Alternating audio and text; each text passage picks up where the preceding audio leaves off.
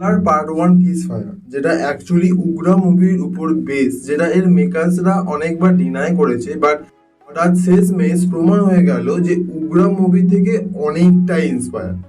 সালারের মাধ্যমে প্রভাসের fourth comeback. কারণ এর আগে রাধে শ্যাম, শাহু আর হ্যাঁ আদি পুরুষের মতো ফ্যান্টাস্টিক ভাবে লো এফোর্ট কাজ করার পর সালার প্রভাসকে একটু নাম তো দেবে, সেটাও খুব একটা ভালো হবে না। কারণ সালারের পার্ট ওয়ান দেখে খুব একটা ভালো পিকচার তো বলবো না। হাসান নীল অনেক জায়গায় অনেক ক্রিয়েটিভ ডিসিশন নিয়েছে, বাট সত্যি বলতে কি সব কিছু সব জায়গায় ফিট হয় না। 2 ঘন্টা 55 মিনিটে epic drama action movie promise তো করেছিল, বাট মুভির বেশিরভাগটা প্রবাসের বিল্ড আপ করতেই চলে যায় যে বান্দা কতটা পাওয়ারফুল। যদি মুভির গল্পের কথা বলি তো এতে মেটেরিয়াল প্রচুর কিছু আছে, কিন্তু তা পরিবেশন করা চাপের হয়ে দাঁড়িয়েছে। প্রচুর কষ্ট করতে হয়েছে সবকিছুকে তুলে ধরতে, তা দেখে বোঝা যাচ্ছে। খানসার একটা পুরো কান্ট্রি যার একটা প্রবলেমেটিক লিগ্যাল স্ট্যাটাস আছে ইন্ডিয়াতে, যেখানে দেবা আর বরদা ছোটবেলা থেকে ব্রাদার ফ্রম অ্যানাদার মাদারওয়ালা বন্ধু, একে অপরের জন্য জান দিতে পারে। এদের বন্ধুত্ব এতটাই ঘনিষ্ঠ যে একে অপরকে পিছন দিয়ে দেবে ভেসলিন না ইউজ করি, যোগ অফ দ্য পার্ট।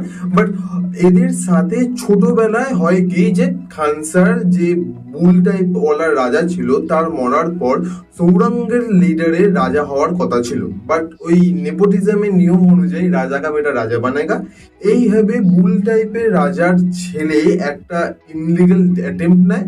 সে সৌরঙ্গের দলের লোকেদের সবাইকে মেরে দেয়, অলমোস্ট সবাইকে মেরে দেয়, যেখানে দেওয়ার ফ্যামিলিও ইনক্লুডেড ছিল। কিন্তু ওয়ার্দা ওকে বাঁচিয়ে নেয় নিজের টেরিটরি দিয়ে। ওয়ার্দা যদিও বুল টাইপের দলের লোক ছিল, বাট সে ছোট ছিল, তাই তার এইসব পলিটিক্সের ব্যাপারে জানতো না।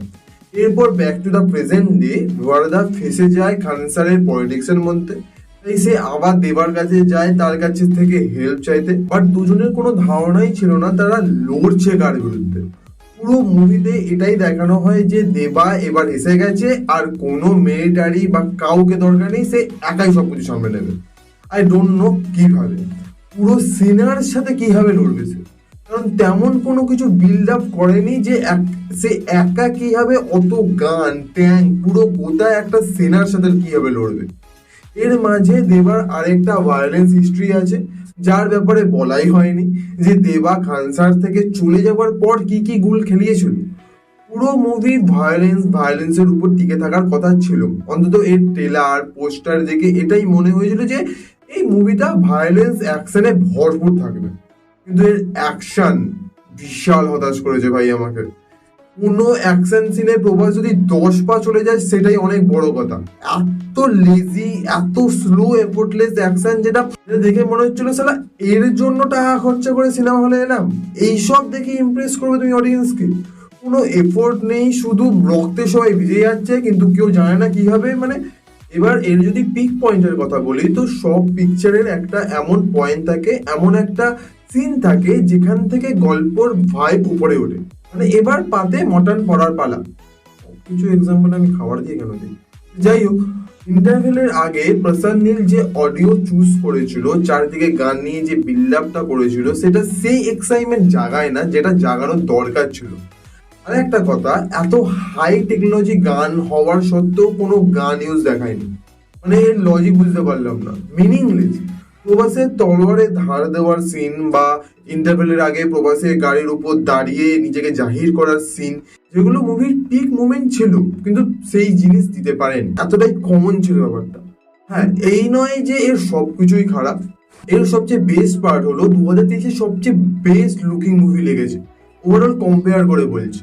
খুব সুন্দর আর্ট দেখিয়েছে, প্রত্যেকটা সিনকে সুন্দরভাবে সাজিয়েছে, একটা ভারিত্ব ফিল দেয় এর ডার্ক টোন। প্রশান্ত নীল তার ক্যারেক্টার ডিজাইন, তার হিস্ট্রি, ফ্যাশন, লুক, পলিটিক্স, যেভাবে ল কাজ করছে আর যে কালচার দেখানো হয়েছে ওদের মধ্যে, বস এত ক্লিন ডিটেলস দেখানো হয়েছে ভাই, এর জন্যই প্রশান্ত নীল প্রশংসার অধিকারী।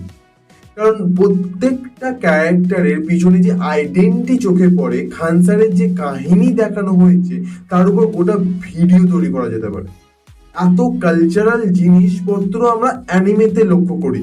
মানে যে রুল বুক, ক্রিস ফায়ার, ভোটিং হওয়ার পদ্ধতি, পলিটিক্যালি রুল মেইনটেনেন্স, ভাই সেরা কাজ করেছে এখানে। বস মানতে হবে এটা ট্যালেন্ট যে এইভাবে সবকিছু ইমাজিন করতে পারে।